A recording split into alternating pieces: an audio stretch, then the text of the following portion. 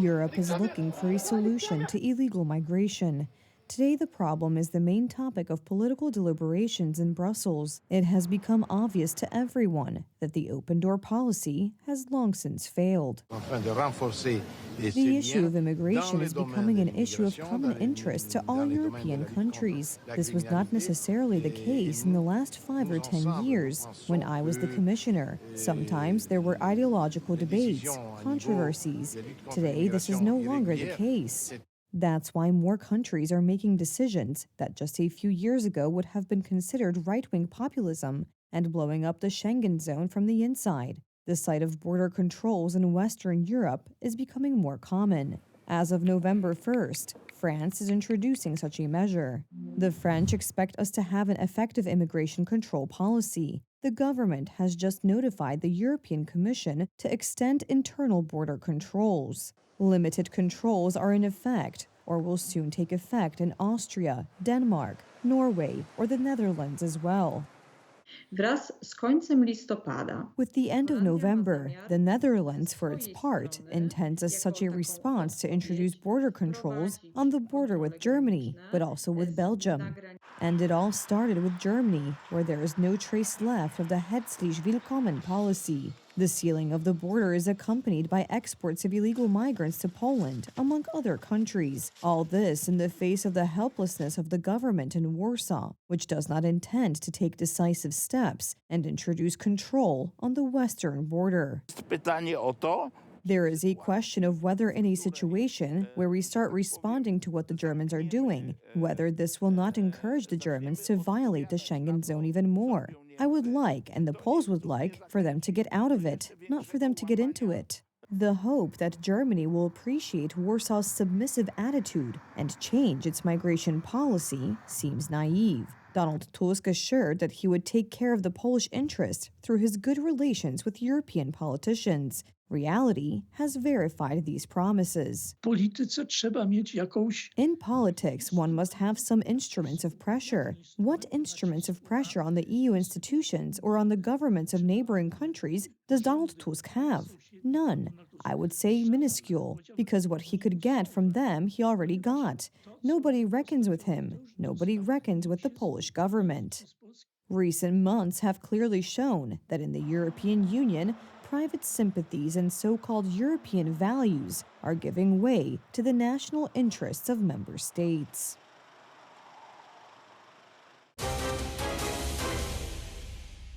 Georgia has once again found itself at a crossroads. The outcome of Saturday's elections are a blow to pro-Western Georgians, who are convinced that the victory of the pro-Russian ruling party was achieved unfairly. Opposition parties and President Zurabishvili have mobilized thousands of protesters in front of the Georgian parliament. A crowd of several thousand demonstrators in downtown Tbilisi chanted, "This is Georgia, not Russia." Georgian, Ukrainian, and European Union flags flew everywhere. The banners read, "No to the Russian dream." Because my country is occupied by Russia and I want to defend my country and I want to protest the elections, which was totally unfair. It was fake, so I need to defend my freedom and my future, my European directions. We can show Europe leaders that we are here and these elections are not our choice. We choose opposition, we choose coalition in our government, and we did not choose Georgian dream. It's not our choice. Opposition leaders announced that there had been a, quote, special operation in Georgia led by Russian special services and a usurpation of power. Therefore, they will demand a repeat of the elections under the control of international observers. President Salome Zurabishvili called for the continuation of mass protests. You did not lose these elections. Your votes were stolen, and they tried to steal your future as well. Together, peacefully as we are doing today, we will defend what is ours, our constitutional right to have our vote respected. Observers from international organizations, including the European Commission and the OSCE, recorded cases of vote buying, voter intimidation, and ballot stuffing.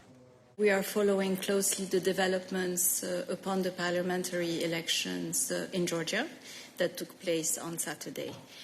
You would have seen that the High Representative and the European Commission published yesterday an initial reaction. Here we have made it clear that the EU expects the Georgian Central Election Commission and other relevant authorities to fulfill their duties.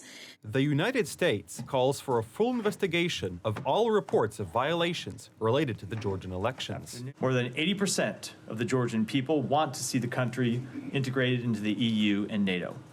The Constitution of Georgia, proposed and backed by the current governing party, stipulates the pursuit of membership in these Euro-Atlantic institutions. All parties campaigned in support of this goal, but the governing party has adopted measures inconsistent with that course.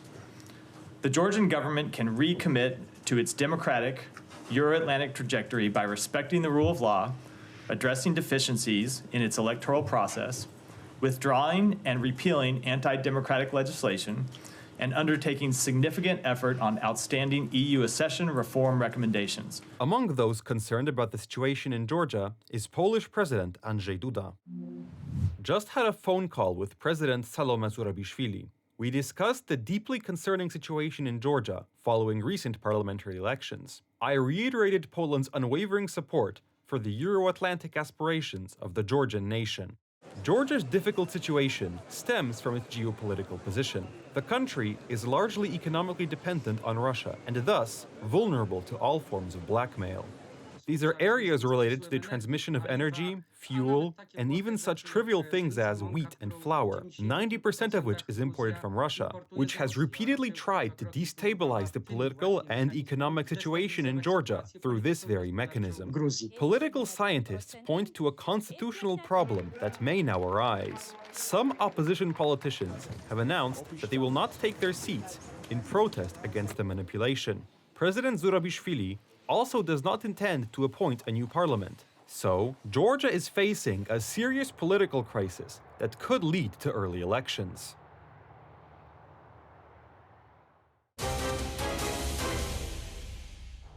A global microprocessor manufacturing giant that wanted to build a huge factory near Wrocław, Poland, is laying off people. This is a flagship investment of the United Right government, stalled under the Civic Coalition. On top of that, nearly 142,000 one-person businesses were closed in 3 quarters. What are the reasons for the huge uncertainty in the market? There was supposed to be a huge Intel investment in Poland, but there will be more layoffs. The most expensive energy prices in Europe are indicated as the reason. What other reasons are there for people losing their jobs? Today, I will take a closer look at the situation. As part of the extensive cost savings plan announced in August, we are making difficult but necessary decisions to reduce our workforce, treating our personnel with care and respect. These are the most difficult decisions we have ever faced. For 3 years, I met with Intel's global head and his colleagues to attract Intel to Poland. Under the Civic Coalition government, the company is looking for savings at the expense of workers. U.S. tech giant Intel is starting a process of layoffs at its Gdańsk center. Under the Law and Justice government, Intel was going to build a giant factory in Poland. Under the Civic Platform government, there will be no factory. Instead, there are layoffs. The facility was to play a key role in cooperation with a planned microchip factory near Wrocław. In September, however, Intel's CEO announced the suspension of investment plans tied up in both Poland and Germany until 2026. What's going on? I think there is also political pressure on Intel here. Of course, there are energy costs, which in this case is an important element. There is an overly complicated system, wages, taxes, and a lot of things that such companies have so far been able to bypass. I think here is a question of geopolitical rivalry and a problem for Europe as a whole. And energy prices in Poland are 2.5 times higher than in Norway and a quarter higher than in Germany, Switzerland, and Denmark. They are the highest in Europe and probably the highest in the world. Entrepreneurs feel uncertain. Nearly 142,000 one-person businesses have closed in 3 quarters. State-owned plants are also closing. People are losing their jobs. This is already our last protest because Friday they are already closing the plant. Letters have already come, and we still want to show that we exist. Neglect of economic issues will affect the condition of companies and consequently the state of the country's finances, the quality of work, and the lives of citizens, the Confederation Leviathan warns. The situation on the market in Poland is getting more and more difficult. It is difficult in Europe, where our main contractor, Germany, is experiencing an officially named recession. Today, we have received information about the closure of more Volkswagen factories, 3 in total. We are talking about a labor market of 12 million people across Europe. That's 200,000 people in Poland. In Poland, the market has not yet been hit so hard, but this is something that awaits us. The most terrifying thing in this situation is the inaction of the Polish government and even the explicit approval of the liquidation of workplaces. There have been meetings with MPs, the governor, everyone who can decide on this. They are helpless because the decisions are made in Warsaw. Amen.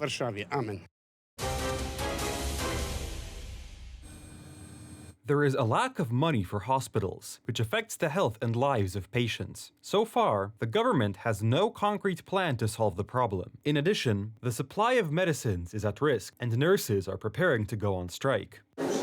Prime Minister Donald Tusk met with representatives of the National Association of Employers of District Hospitals. The main topic of discussion was the difficult financial situation of the facilities. Ideas on how to fix the healthcare system seemed to be lacking. Nie wiemy, co się będzie działo dalej.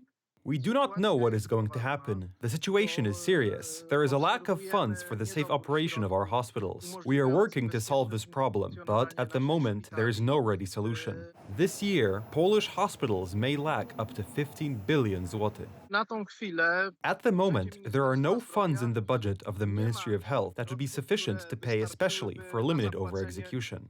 Hospital staff do not hide their dissatisfaction. Nurses are preparing for a strike. On November 19th, in front of the Prime Minister's office, they will fight for a citizens' bill on the future of their profession.